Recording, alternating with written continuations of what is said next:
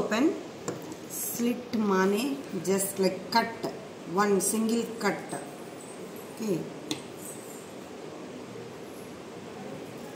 కంటిన్యూగా ఇలా కంటిన్యూగా అనుకుంటే వెళ్ళకూడదు, జస్ట్ కొంచెం లెంతే తీసుకోవాలి నెక్కి. దిస్ స్లిట్ వీ షేప్లో చేసుకోవచ్చు, రెక్టాంగులర్ షేప్లో కూడా చేసుకోవచ్చు.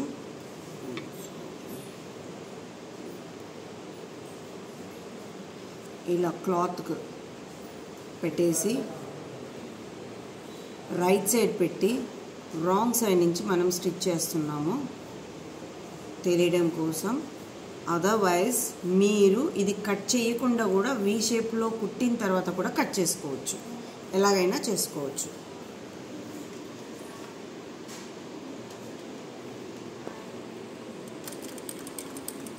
సెంటర్ పాయింట్ పెట్టుకొని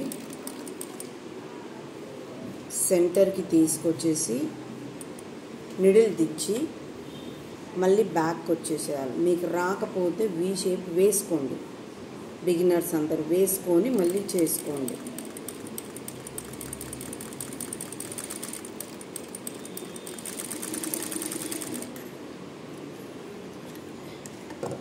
ఇలా వీ షేప్ చేసుకొని ఇప్పుడు మనం ఇవి రెండు కూడా కట్ చేస్తున్నాం.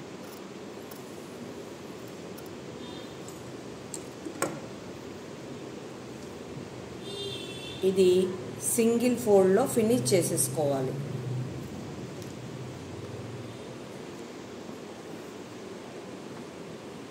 ఒకవేళ హెమ్మింగ్ చేయను అంటే డబుల్ ఫోల్డ్లో ఫినిష్ చేసుకోండి, హెమ్మింగ్ చేస్తాము అంటే సింగిల్ ఫోల్డ్లో ఫినిష్ చేసుకోండి.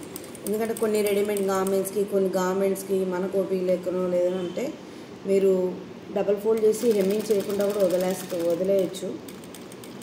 వదిలేస్తున్నారు కూడా. బట్ సింగిల్ ఫోల్డ్ చేస్తున్నాను ఎందుకంటే మీరు హెమ్మింగ్ చేయండి ఫినిష్.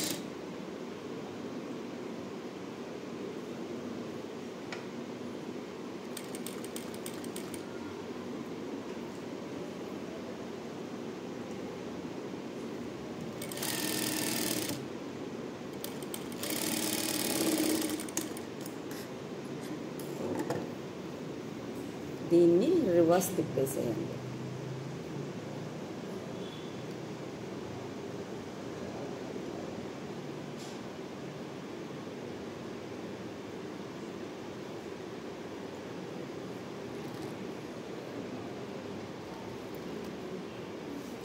మీకు నీట్గా వస్తేనే పైనుంచి ఎడ్జ్ సిమ్ వేయండి, అదర్వైజ్ మనకు నీట్గా రాలేదంటే ఇక్కడ కూడా ఎడ్జ్ సిమ్ వేసుకోవచ్చు ఇలా. ఎందుకంటే ఇది బయటికి కనబడకుండా కానీ అలా ఉండాలంటే ఇలా లోపల దానికి ఎడ్జ్ సిమ్ వేసుకోవచ్చు.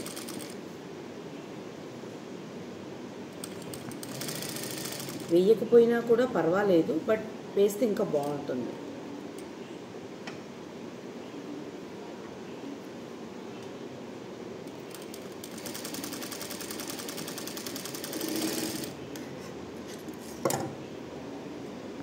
అది ఆటోమేటిక్ ఫోల్డ్ చూపించేస్తుంది, ఫోల్డ్ అయిపోతుంది. వేసినాక కూడా మేడం నాకు కావాలి, పైకి కావాలి, మాకు బాగా కనబడాలి అంటే కూడా మళ్ళీ మనము ఎడ్జ్ సీమ్ వేసుకోవచ్చు, వేయకపోయినా కూడా పర్వాలేదు. ఇప్పుడు ఇది స్లిట్ ఓపెన్.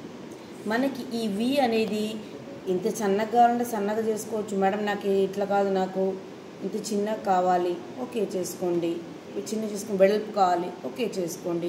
మనం కుట్టేదాన్ని బట్టి ఉంటుంది, స్టిచ్ చేసేదాన్ని బట్టి ఉంటుంది. సో ఎలా కావాలంటే అలా చేసుకోండి. ఇది వి షేప్లో తీసుకున్నాం. ఇప్పుడు ఇది మనం చుట్టూతా ఇది హెమ్మింగ్ చేసేస్తాం. సో ఇది స్లిట్ ఓపెన్.